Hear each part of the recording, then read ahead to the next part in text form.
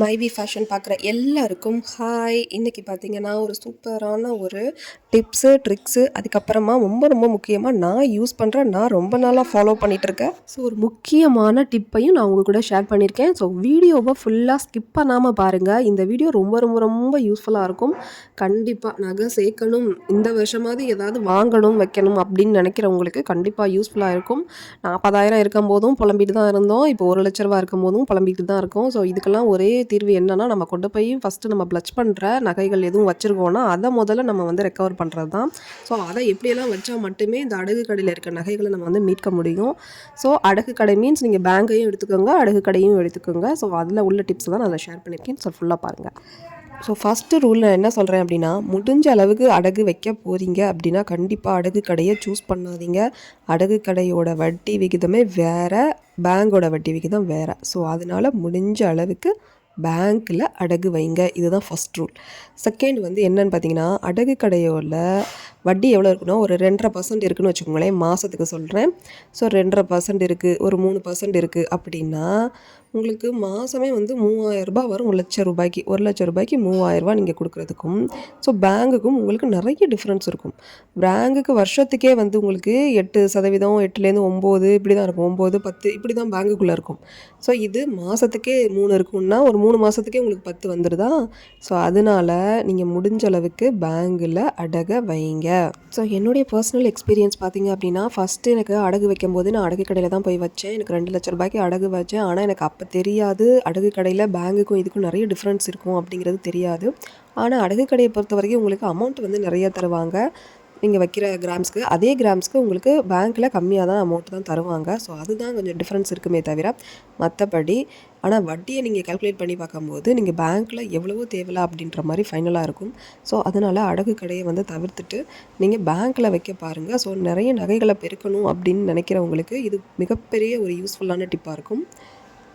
இந்த பேங்குமே செலக்ட் பண்ணுறது கவர்மெண்ட் பேங்கா ப்ரைவேட் பேங்கா அப்படிங்கிறத நீங்கள் தான் செலக்ட் பண்ணணும். ஸோ ஏன்னா நீங்கள் வந்து ப்ரைவேட் பேங்கை செலக்ட் பண்ணிட்டீங்க அப்படின்னா அதில் வட்டி கொஞ்சம் அதிகமாக இருக்கலாம் கவர்மெண்ட் பேங்கை கம்பேர் பண்ணும்போது. ஸோ கவர்மெண்ட் பேங்கில் உங்களுக்கு வட்டி கம்மியாக இருக்குது அப்படின்னா நீங்கள் கவர்மெண்ட் பேங்கை வந்து சூஸ் பண்ணுங்கள். ஸோ முடிஞ்ச வரைக்கும் நீங்கள் என்ன பண்ணுங்கள், ஸ்டேட் பேங்க், இந்த கோஆப்ரேட்டிவ் பேங்க்ஸ் இந்த மாதிரி பேங்க்லாம் வச்சிங்கன்னா ஸோ உங்களுக்கு வந்து தள்ளுபடி பண்ணுறதுக்கு கூட வாய்ப்பு இருக்குது. ஸோ இப்போ கூட்டுறவு பேங்க்லேயே நீங்கள் வச்சுட்டிங்க அப்படின்னாலுமே உங்களுக்கு தள்ளுபடி பண்ணுறதுக்கு வாய்ப்பு வேணும் அப்படின்னாலுமே அதுக்கும் நீங்கள் சில வழிமுறைகளை பின்பற்றினா மட்டும்தான் நீங்கள் வந்துட்டு அந்த தள்ளுபடியை பெற முடியும்.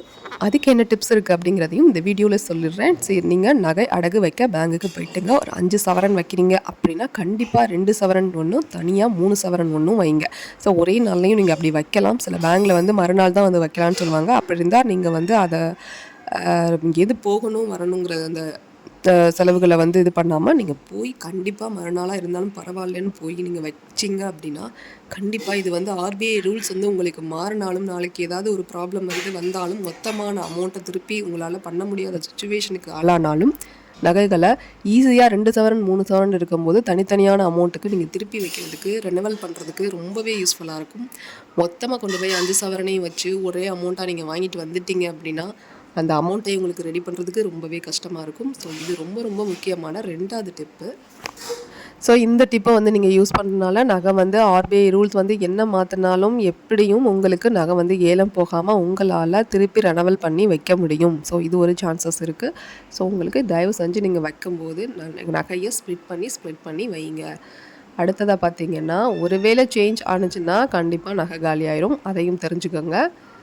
அதாவது நீங்கள் மொத்தமாக அப்படியே நகையை 15 சவரனை அப்படியே ஸ்ப்ளிட் பண்ணாமல் வச்சுட்டீங்க அப்படிங்கிற பட்சத்தில் நகை காலி ஆகிறதுக்கும் வாய்ப்பு இருக்குது. ஸோ அதையும் பார்த்துக்கோங்க. எக்ஸாம்பிளுக்கு பார்த்தீங்கன்னா, நீங்கள் 100 சவரன் நகையை வந்து பேங்க்கில் அடகு வச்சாலும் அதை ஸ்ப்ளிட் பண்ணி வைக்கும்போது மட்டுமே நீங்கள் திருப்ப முடியும். ஏன்னா அதுதான் உங்களுக்கு ரொம்பவே ஈஸியாக இருக்கும்.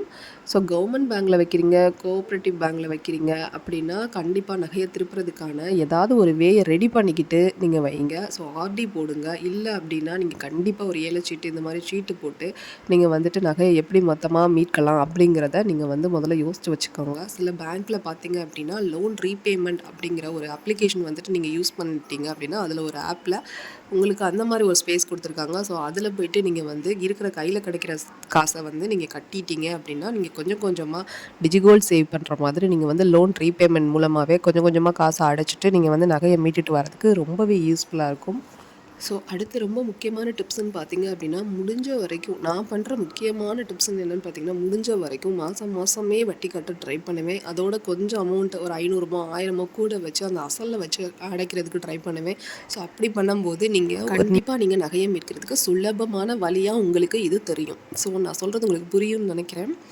மாதம் மாதம் நீங்கள் அசலும் வட்டியும் கட்டிக்கிட்டு வந்தீங்கன்னா, அதாவது அசலில் ஒரு ரூ. 500 1000 தான் சொல்கிறேன்.